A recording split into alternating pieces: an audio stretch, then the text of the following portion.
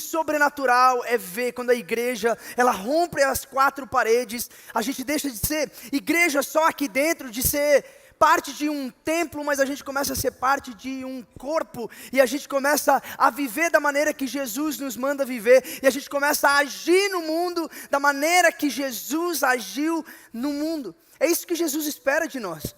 Não é que nós venhamos a ter versículos decorados o suficiente, mas é que nós venhamos a agir da maneira que Jesus agiu.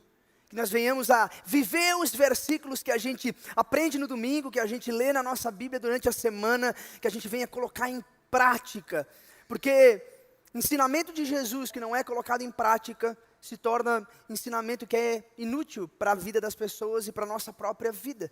Ou seja, o motivo de tudo que nós aprendemos aqui não é para que você chegue em casa e saiba mais teologia, e saiba mais Bíblia, e tenha mais conhecimento sobre a palavra de Deus, mas que você saia daqui uma pessoa que é capaz de colocar em prática o que Jesus ensinou, e assim então você se torna a pessoa, como Jesus disse, que constrói a sua casa sobre a rocha e não sobre a areia. O interessante dessa passagem de escritura é porque Jesus ele fala que as ondas vêm para as duas casas. Ou seja, ser cristão não é uma promessa divina que eu e você não teremos tribulações, problemas, dificuldades, anseios, perturbações, ansiedades. Se te venderam essa ideia, me perdoa, mas não é o cristianismo que Jesus pregou. Jesus mesmo, ele suou sangue, ou seja, ele mesmo passou por aflições e dificuldades. A promessa de Jesus é: tem de bom ânimo, porque mesmo que o pecado te aflija, por mais que as coisas e adversidades que acontecem na sua vida possam te deixar para baixo, a certeza é uma que nós temos: nele nós temos vida eterna, nele nós podemos viver uma nova vida, nele nós temos esperança para que o amanhã seja diferente do que nós experimentamos até agora. Essa é a promessa de Jesus, é a vida eterna que começa aqui e agora, desse lado da eternidade, e simplesmente continua por toda a eternidade no céu, mas começa desse lado. Jesus tem vida abundante, vida de verdade para você, aqui e agora, com aquele teu chefe, com a tua família, com os teus filhos, com o teu esposo, a tua esposa, independente de qual é a situação que você tem vivido na sua existência, vida em abundância está disponível para você aqui e agora. Essa é a maior promessa de Jesus. É dessa nova vida que não flui de situações exteriores, mas interiores. Ou seja, não depende do que está acontecendo na sua vida, mas porque você tem Jesus, a sua resposta ao que está acontecendo, a sua vida é diferente. Essa é a promessa de Jesus. Ei, todo mundo vai ter problema batendo na porta, mas aquele que construiu a sua casa sobre a rocha, ou seja, sobre os ensinamentos de Jesus, e a colocou em prática. A onda vai vir, mas a casa vai estar intacta. A sua vida se torna intacta quando você aplica o que você tem aprendido. Feche seus olhos comigo e vamos orar nessa manhã. Pai, obrigado pelo culto das 9 da manhã, obrigado porque esse povo é crente mesmo. Eles saem de casa num domingo pela manhã, no primeiro culto, a primeira oportunidade que eles têm de estar na igreja, adorar o teu nome, cantar e declarar a grandeza da tua bondade, da tua fidelidade, Pai, do teu caráter. Obrigado por cada pessoa que está aqui, por cada família representada, Senhor. E Pai, nos ajuda a viver uma vida diferente, nos ajuda a ser aquele tipo de pessoa que constrói a sua casa sobre a rocha. Pai, nós entendemos que é nossa responsabilidade viver dessa maneira. O Senhor nos ensina esse caminho, e o Senhor nos ajuda na construção, mas a casa continua sendo nossa. Pai, nos ajuda a tomar essa responsabilidade, viver essa realidade que o Senhor tem para cada um de nós. No nome de Jesus nós oramos. Amém e amém e amém. Eu não podia deixar de começar a palavra de hoje celebrando um pouco dos números que você viu ali, mas que fantástico Que fantástico que nós, como CC Videira Sul, podemos levantar 8.500 cestas básicas. Você pode aplaudir a generosidade de cada membro da nossa igreja, de cada um que contribuiu para que isso pudesse se tornar uma realidade. Foram mais de 20.000 pessoas impactadas apenas pela CC Videira Sul, apenas por vocês. Mais de 20.000 pessoas. 36.000 pessoas pela CC Videira inteira, 20.000 pessoas pela CC Videira Sul. Me desculpe os outros campos, mas a sua é a sua, a gente não está comparando aqui, mas existe algo de especial sobre essa casa, e eu sou tão grato que a gente tem a oportunidade de viver isso junto, de servir pessoas juntos, de celebrar a vida juntos, não só a nossa, mas a de outras pessoas, que têm um encontro com Jesus através das minhas e das suas ações, porque no final de tudo, não se trata de cestas básicas, se trata do coração de vocês. O que me impressiona não são 8.500 cestas básicas, é que você foi generoso o suficiente para no final de um ano, depois de anos de pandemia, alguns com dificuldades financeiras, você foi capaz de pensar além de você, além da sua conta bancária, além do seu bolso, e abençoar outras pessoas. Então eu sou grato pela nossa igreja, grato por cada um de vocês, pela sua generosidade que, meu amigo, se esparrama através das suas mãos. Não fica presa aqui dentro, mas você age com a sua generosidade e assim transforma vidas. Eu tenho certeza que muito breve nós iremos ouvir dos testemunhos. Eu pude estar ali presente em umas 6, 7 instituições e quando a gente chegava lá, algumas pessoas falavam assim: ei, qual é o nome da igreja de vocês? Eu quero visitar. Ei, a nossa ação de amar o próximo, não só em palavra, mas na nossa vida, com ação mesmo, com atos de serviço, atos de amor. Ei, isso vai chamar pessoas para a nossa igreja. Isso talvez seja o maior evangelismo que alguns de nós podemos fazer, é tratar o próximo como a nós mesmos, é fazer o que a gente gostaria que fosse feito por nós, se nós estivéssemos naquela situação, se nós estivéssemos com algumas dificuldades e adversidades na nossa vida. Então, eu fico feliz que você é parte da resposta do que Deus quer construir no mundo. Você é parte da resposta do que Deus está fazendo para alcançar pessoas. Porque no final, Deus sempre usa seres humanos. Deus sempre vai usar eu e você. Ele podia fazer tudo sozinho, mas Ele convidou eu e você para fazer parte do reino dEle. Então nós temos essa oportunidade de colocar a mão na massa e servir as pessoas. Então parabéns, CC Videira Sul, parabéns pela sua generosidade, parabéns pelo seu coração. A gente não podia deixar de celebrar isso.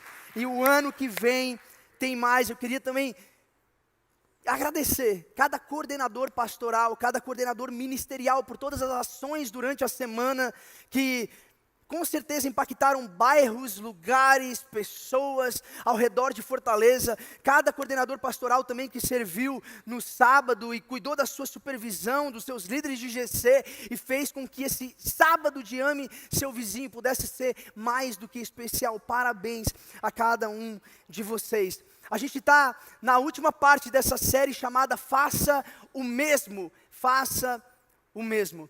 E a mensagem do dia de hoje é sobre como amar o próximo. No primeiro dia a gente viu aquelas características que estão presentes na história do bom samaritano. E aonde eu e você nós nos encaixamos nela. Se nós estamos vivendo uma vida de tomador que sempre pensa o que eu posso ganhar com essa situação. Também tem a vida daquele que é indiferente, marcada pelo sacerdote e pelo levita na parábola, aquele que é indiferente à dor do outro, porque ele pensa muito nele, mesmo que seja para servir a Deus, mesmo que seja para fazer alguma coisa na igreja. E aí o terceiro, que é o bom samaritano, que é marcado pela generosidade. Na segunda pregação, nós vimos sobre quem é o nosso próximo. Quem é o nosso próximo? Quem é aquele que nós deveremos ajudar? Quem é aquele que nós deveremos servir? E hoje nós vamos aprender como amar o nosso próximo. Porque nós precisamos primeiro compreender o amor de Deus, esse amor que foi derramado sobre mim e sobre você, e através desse amor que Jesus derramou sobre a nossa vida, que Deus, através de Jesus, derramou por mim e por você naquela cruz, a bondade, a generosidade de Deus, nós também precisamos derramar esse amor sobre outras pessoas, sobre outras vidas, que também serão impactadas através do que nós fazemos.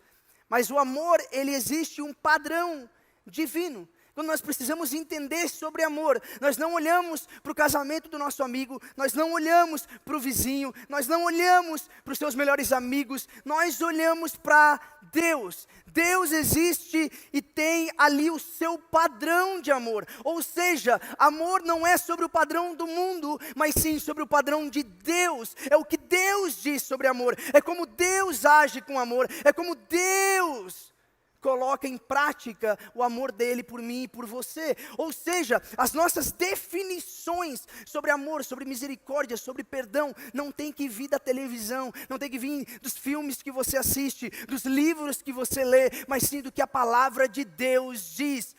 A palavra de Deus é que é o nosso guia sobre o que Deus pensa sobre cada uma dessas coisas. E aí eu e você podemos colocar em prática olhando para o que a palavra diz. O verdadeiro amor, ele vem de Deus.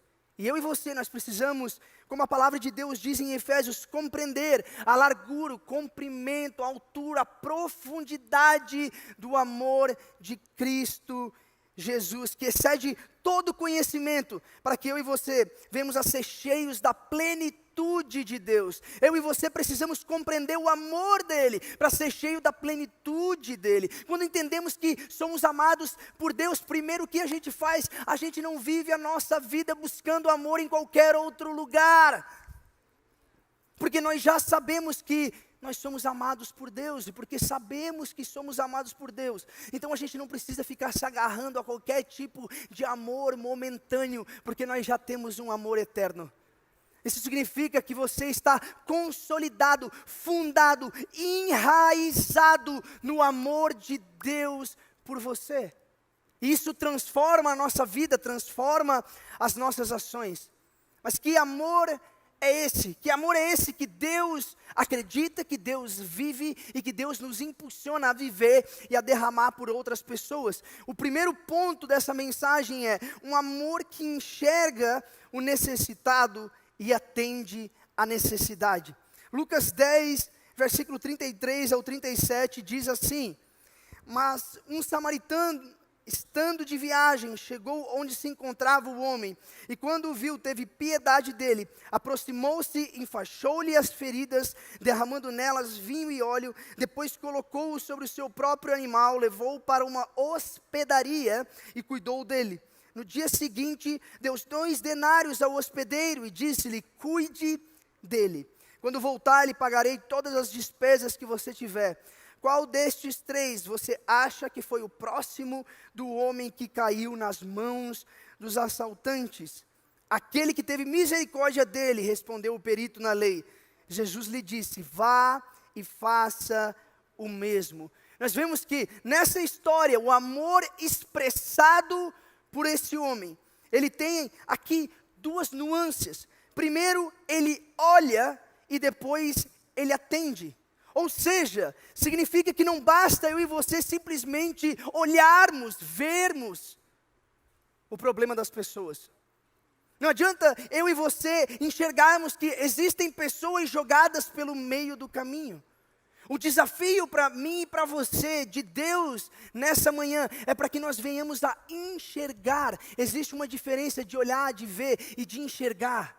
Enxergar é quando você não simplesmente olha de relance, mas você coloca o seu foco naquilo, porque aquilo te preocupa, porque aquilo comove o seu coração, porque aquilo mexe com você, porque aquilo te impulsiona a então agir e fazer algo diferente. O amor, ele nos ensina a ver de forma diferente, a sentir de forma diferente, a agir de forma diferente. Se nós verdadeiramente amamos as pessoas, amamos como Deus nos manda amar, quando 1 João, ela fala como você pode amar a Deus a quem você não vê, se aquele na qual você vê, você não ama. Ou seja, ele está falando que se a gente faz isso, nós somos mentirosos. Se você diz que ama a Deus, mas você não ama o seu próximo, você mente. Ei, esse é o desafio para mim e para você, é não amar só de boca, mas amar em ação, em verdade, com tudo que nós somos. Então, existe aqui essa frase do Dostoiévski. Que nome bonito, né? Você está pensando aí no nome para o seu filho, se ele vai nascer daqui um pouco. Dostoiévski é uma opção. Ele diz assim, ó, amar uma pessoa significa vê-la como Deus pretendia que ela fosse. É você olhar por além das dificuldades, além dos problemas, além das circunstâncias momentâneas. Amar ela por quem ela é, mas também por quem Deus vai tornar ela. Porque essa é a questão, Deus nos aceita como nós somos. Com as nossas imperfeições, com as nossas dificuldades, com os nossos pecados, mas como a gente sempre fala, Ele nos ama demais para nos deixar do mesmo jeito. Por quê? Por que Deus faz isso? Porque o mundo prega que se você é amado do jeito que você é, e as pessoas devem te aceitar do jeito que você é. Não é isso que é pregado em todos os lugares. Acontece que, porque Deus ama, Ele não te deixa da mesma maneira. Por quê? Porque salvação não é apenas ir do inferno para o céu, mas salvação é a vida que Deus oferece. Se salvação é a vida que Deus oferece, então é por isso que quando eu e você somos salvos por Jesus, santificação é parte do processo. Porque se salvação é a vida que Deus oferece, então ser e viver essa nova vida que Deus oferece é parte da salvação que Ele oferece também. Ou seja, não é só sobre ir para o céu, mas é sobre viver uma nova vida. Ou seja, salvação não é essa transição de um lugar para o outro, mas sim de uma vida para uma nova vida. E se é de uma vida para uma nova vida, significa que eu e você temos que mudar. Não basta ficar da mesma maneira, porque senão eu e você, a gente ia chegar no céu e a gente não ia gostar do céu, porque todo mundo lá ia ser legal e perfeito e a gente decidiu viver da mesma maneira, só sendo salvos, quando salvo significa essa transição de inferno para o céu. Mas se eu e você nos deixarmos sermos transformados, aí nós nos preparamos para viver a vida eterna lá, mas que começa hoje, aqui e agora, através do que Jesus tem para mim e para a sua vida. E aí eu fico pensando, por que a gente vai ficar esperando para viver aquela vida lá, se Deus tem essa vida agora para mim e para você? É como se alguém tivesse um presente maravilhoso, incrível para você, e aquele presente já fosse seu, e tudo o que você deveria fazer é ir lá e pegar o seu presente, mas você se nega a fazer isso, porque você fala assim, não, na eternidade eu vou abrir aquele presente, mas Deus já te entregou, é para você viver agora, já é possível viver essa nova vida de Deus. Então, como eu disse antes, não se trata de cesta básica, mas se trata do coração que vê o necessitado e age. Ele não pensa duas vezes, porque o coração dele está tão inclinado para as coisas de Deus, que quando ele vê um necessitado, primeiro ele vê o necessitado, depois a necessidade. O coração dele está tão voltado para servir pessoas, para amar pessoas, para ajudar pessoas, que ele não pensa duas vezes, qual que vai ser o preço, quanto que vai custar, qual vai ser a dificuldade. Primeiro ele enxerga que alguém necessita. E às vezes nós precisamos viver a nossa vida assim como se trata de igreja. Quando se trata das nossas vidas particulares, tem gente que fala assim, não, mas o que eu posso fazer? Uma cesta básica não vai mudar o mundo inteiro. Sim, não vai mudar o mundo inteiro, mas vai mudar a vida de uma pessoa. Deus não está te pedindo para salvar o mundo inteiro, Jesus já fez isso. Ele está te pedindo para ajudar uma pessoa. Então não é sobre salvar e ajudar todo mundo, mas é ajudar quem você pode ajudar. É servir quem você pode servir. Às vezes você não vai poder ajudar e servir e construir uma casa nova para alguém lá no Iraque, mas você pode ajudar alguém na sua vizinhança. Começa com o que está ao seu alcance. O que está na sua mão para fazer, vai lá e faça com amor, como se fosse para o Senhor Jesus, como se fosse para Deus.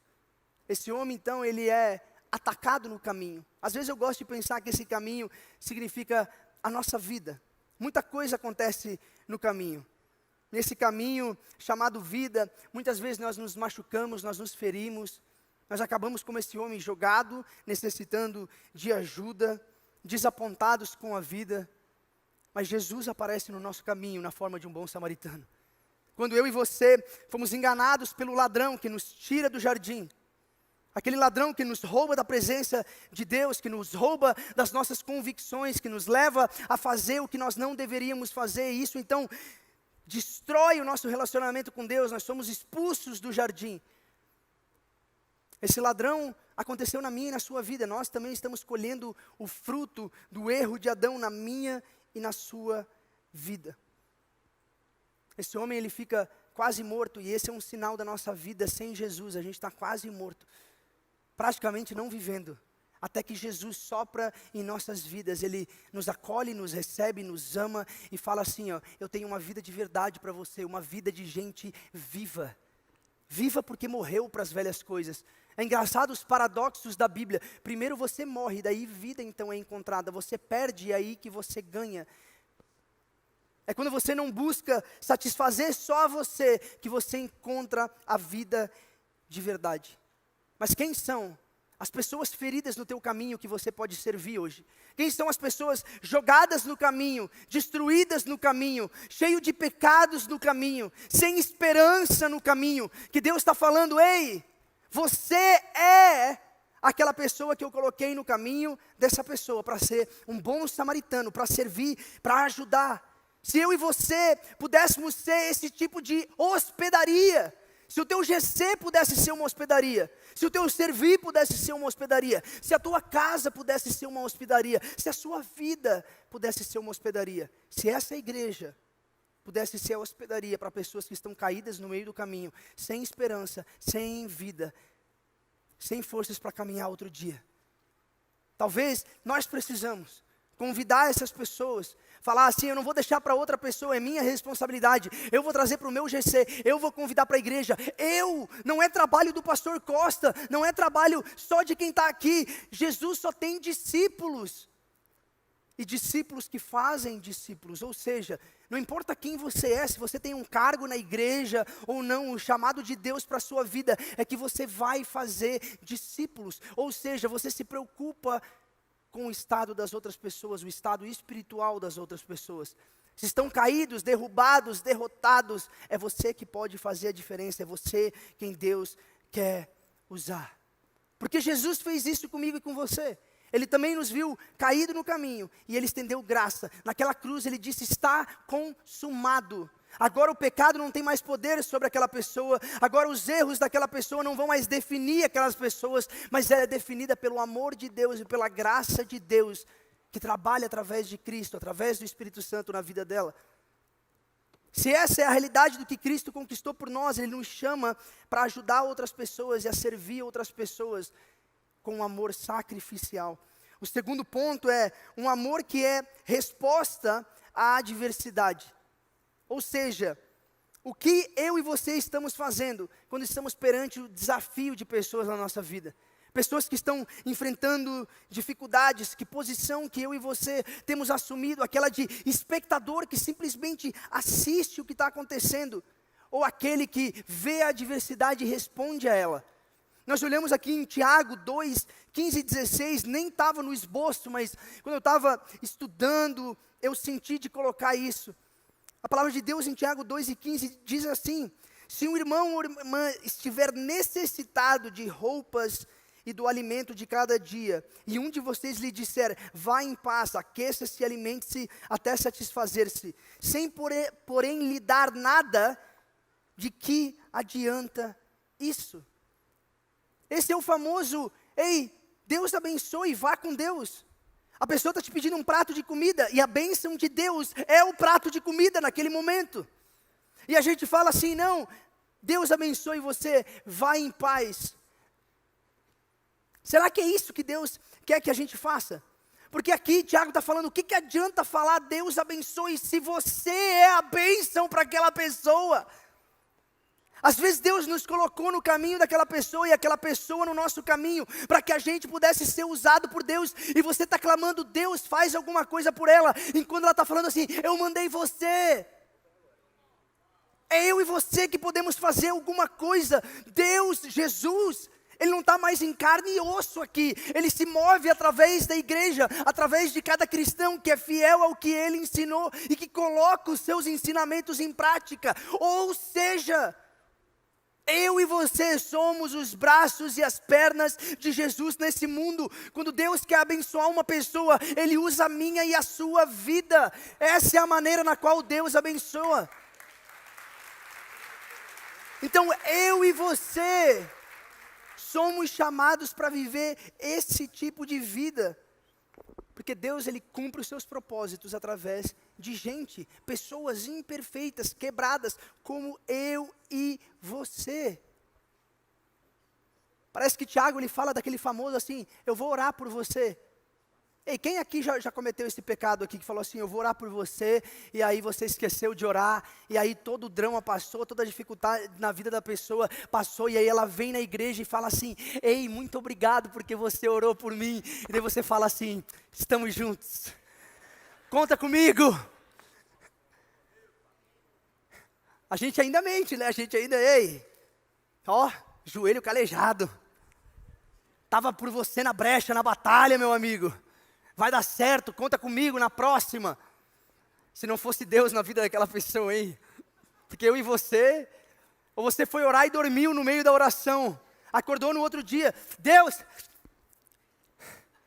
se esqueceu, chamou Jesus de Genésio. Deus abençoa Deus. Quem já fez esse tipo de oração, 3 da manhã, 4 da manhã, você acorda desesperado, falando, meu Deus, tenha piedade, graça de mim. Se fosse o Antigo Testamento, eu estava morto. Mas a graça de Jesus, te levanta outro dia para você orar outro dia, acreditar outro dia. Mas aqui é o que isso quer dizer. Às vezes a gente fala, Deus te abençoe, mas nós nem abençoamos em oração e nem abençoamos com as nossas ações. 1 Coríntios 13 fala aquele famoso capítulo sobre o amor. Aquele que em todo casamento que você já foi de crente, alguém cita. Sabe, aquele versículo, que na verdade esse nem é o contexto, mas tudo bem. Ainda que eu fale a língua dos homens e dos anjos e não tiver amor, serei como sino que ressoa ou como um prato que retine. Ainda que eu tenha o dom de profecia e saiba todos os mistérios e todo o conhecimento e tenha uma fé capaz de mover montanhas, mas não tiver amor, nada serei. Ainda que eu dê aos pobres tudo o que possuo, entregue o meu corpo para ser queimado, mas não tiver amor, nada disso me valerá. O amor é paciente, o amor é bondoso, não inveja, não se vangloria, não se orgulha, não maltrata, não procura seus interesses, não se ira facilmente, não guarda rancor. O amor não se alegra com a injustiça, mas se alegra com a verdade. Tudo sofre, tudo crê, tudo espera, tudo suporta. O amor nunca perece, mas as profecias desaparecerão, as línguas cessarão, o conhecimento passará. Tudo vai passar, mas o amor ele permanece. O amor ele permanece. Agora o começo fala o quê? Se eu não tiver amor, fala umas coisas aqui que você fala, por que Paulo pensou desse jeito, né? Fala assim, se eu der o meu corpo para ser queimado, você fala assim, o que estava acontecendo nesse ambiente aqui, nesse momento? Você enxerga que até as coisas mais extremas você pode fazer, mas se for sem amor, é o quê? É como um sino, uma hora para. É insignificante, faz muito barulho, mas não permanece. É aquele que serve num GC, serve na igreja para ser visto. É sino que ressoa, não tem amor, porque ele está pensando só nele mesmo. Se o amor não procura interesse próprio, aquele que sai falando para todo mundo, eu sirvo na igreja. Ele usa a camiseta de servir até para ir no mercado, para mostrar para todo mundo que ele serve. Se faz isso, para os outros vem. A tua glória você já recebeu aqui, mas você não vai receber no céu. Porque você era um sino ambulante. Você falava para todo mundo, ei, estou servindo na igreja. Ei, eu sou um líder de GC. Ei, eu dizimo 10% e acho que eu sou incrível por causa disso. Jesus entregou tudo, não foi nem 10%. E Ele te ama mesmo com as suas imperfeições, com as minhas imperfeições, com as minhas faltas. Será que a gente acha que a gente fez muito para Deus, muito para o mundo? Será que a gente é como esse sino que ressoa, onde a gente está pensando muito em nós mesmos, até as nossas boas ações? A gente vai no GC, mas você não vê a hora de liderar. Você vai lá, mas na verdade você está pensando, vai chegar a minha hora, que eu vou ser líder. E aí as pessoas vão me ver como mais espiritual, como mais profundo na palavra, como alguém que ama mais a Deus. A gente está pensando em nós mesmos. Às vezes tem essas conversas mesmo das pessoas que pregam, que falam assim, não, eu fico nervoso cada vez antes que eu subo de pregar, e esse é o temor do Senhor. Muitas vezes é só vergonha de esquecer o texto, é só vergonha de passar vergonha na frente dos outros. Ele está pensando mais em si mesmo do que nas pessoas que a gente vai servir, ou seja, em todos os aspectos da nossa vida, a gente tem que morrer para nós mesmos e viver por amor, porque senão a gente se torna como um sino, que fala muito, mas vive pouco, fala muito, mas pratica pouco o que Deus nos manda praticar. Ou seja, fazer sem amor não adianta. Se Deus ele quer amor, e amor não procura interesse próprio, não está interessado no que está fazendo, então é o amor, é o que mais importa. Eu doei 3.000 cestas básicas, mas eu mandei para todas as pessoas do meu GC o recibo, para mostrar que eu dei. Será que teve amor na ação?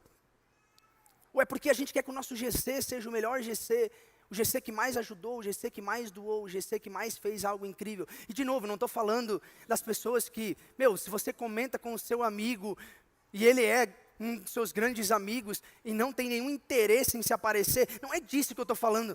Eu não estou falando daquelas pessoas que têm que se esconder de fazer algo bom, mas é a pessoa que, como Jesus fala, uma mão não sabe o que a outra faz, porque o coração é tão voltado para as coisas de Deus, que ele ajuda sem nem perceber. Ele não acha que ele é uma pessoa melhor, que ele é incrível, que ele é a quarta pessoa da Trindade, porque ele ajudou alguém. Ele faz, ele nem percebe, porque o coração dele é tão alinhado com o coração de Deus, que ele ajuda e fala assim, ei, dei 10 reais, eu achei que eu tinha no meu bolso, mas eu acho que eu dei. Ele não sabe nem para quem que deu, ele não sabe nem como fez, porque o coração dele está alinhado tanto com o Senhor, que ele não percebe isso, não traz glória para ele. Ele não é especial por causa disso, ele nem sabe que deu, ele nem se importa mais, porque ele já morreu para ele mesmo, e morto não tem conta bancária. Morto não se importa mais. E aí você fala, o amor de Deus nos impele a amar outras pessoas. O problema é que às vezes eu e você, a gente não se sente amando outra pessoa. E numa estação de mundo, de vida, nesse século na qual estamos vivendo, onde sentimento é a coisa mais importante, fazer alguma coisa sem sentir, às vezes é visto como hipocrisia ou como mentira, ao invés de obediência à palavra de Deus. Muitas vezes nós fazemos porque nós obedecemos. Quando alguém corta o seu caminho na estrada, ninguém quer dizer Deus abençoe, mas você diz por obediência. Por obediência. Amor é um verbo, não é um sentimento. Tem gente que acha que é um sentimento, é uma energia. E aí você não pode controlar, mas o que você pode controlar? As suas ações, é o seu fazer. Você pode controlar o que você faz. O mandamento de Jesus é: faça para o outro o que você gostaria que fosse feito para você. Não sinta pelo outro o que você gostaria que sentisse sobre você. Ou seja, é sobre fazer, é sobre agir, é sobre colocar em prática. O mandamento de Jesus é sobre fazer. Ame o outro como a si mesmo. Amar é um verbo. Se nós amamos o outro, então não tem mais espaço para o jeitinho brasileiro. Porque a gente não está pensando em se dar bem, a ganhar alguma coisa. A gente está pensando, eu quero ajudar o meu próximo. Eu quero fazer algo pelas pessoas. Eu quero servir a minha comunidade. Eu quero ajudar pessoas. Eu quero colocar o meu próximo para cima e não tirar vantagem dele. Porque eu não estou pensando sobre mim. Eu estou pensando sobre o outro. Para a vida de um cristão, então, não tem mais espaço para o jeitinho brasileiro. Existe um contexto histórico aqui para essa passagem. Por que samaritanos e judeus, eles não se davam bem? Porque Israel foi dividido, as 12 tribos, entre dois grupos, o norte e o sul. Um ficou com 10 tribos, o outro com 2. Era aquele que servia a Deus, mas tinha um pé de coelho na mochila. Era aquele que vai na igreja no domingo, mas tem Sagitário na bio do Instagram. Ele pega um pouco de tudo, é um pouco sincretista, tudo pode fazer uma fezinha que vai dar certo.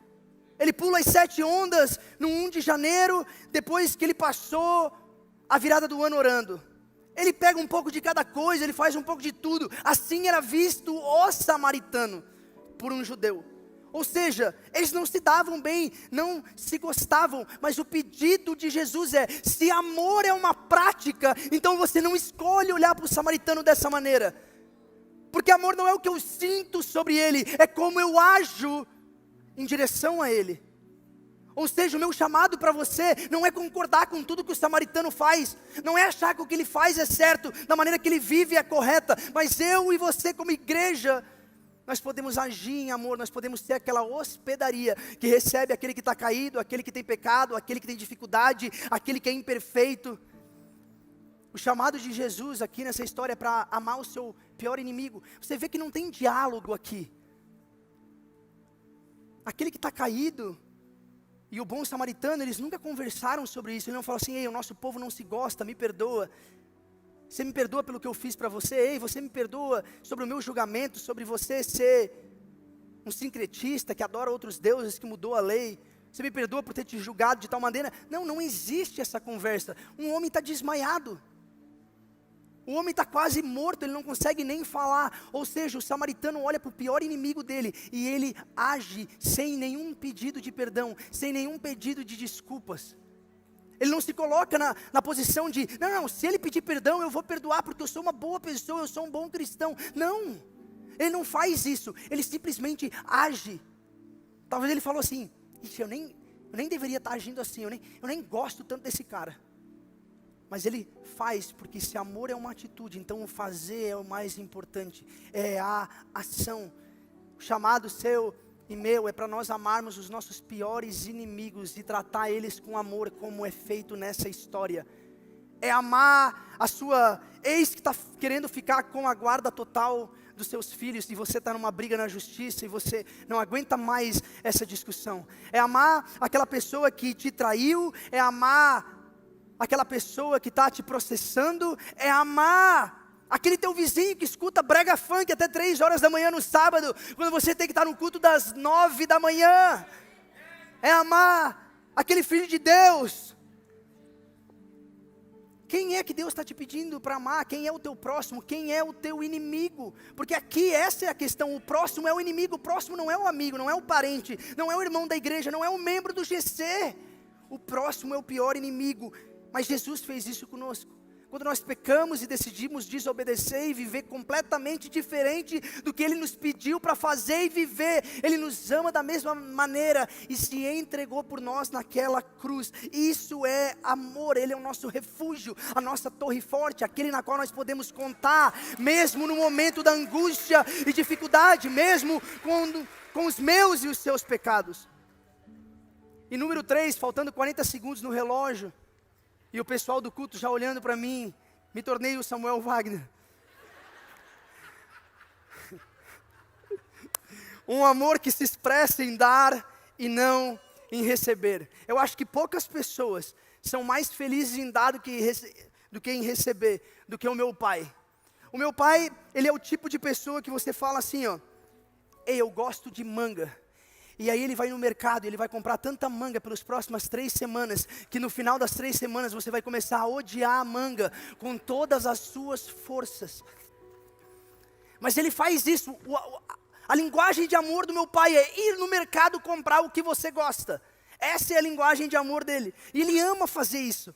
E eu percebo que há mais alegria nos olhos dele quando ele me dá alguma coisa, muito mais do que quando eu dou alguma coisa para ele. Ele fala: ah, legal, obrigado filho. Mas quando ele dá, ele faz 1000 perguntas. Você está lá comendo a manga, você gostou da manga? Ela está docinha, ela está do jeito que ela deveria estar para te trazer alegria eterna.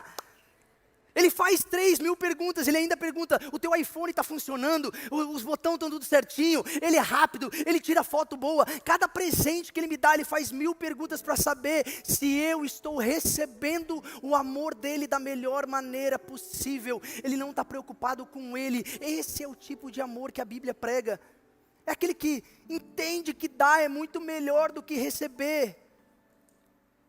Porque se você está dando é porque você tem. Você já tem motivos o suficiente para ser grato. Mas Deus ele não está fazendo teste do meu e do seu amor. Ele não está querendo botar o meu e o seu amor à prova. Não é isso que Ele quer fazer. Não é esse o coração de Deus. Mas é impossível alguém que verdadeiramente ama, não agir.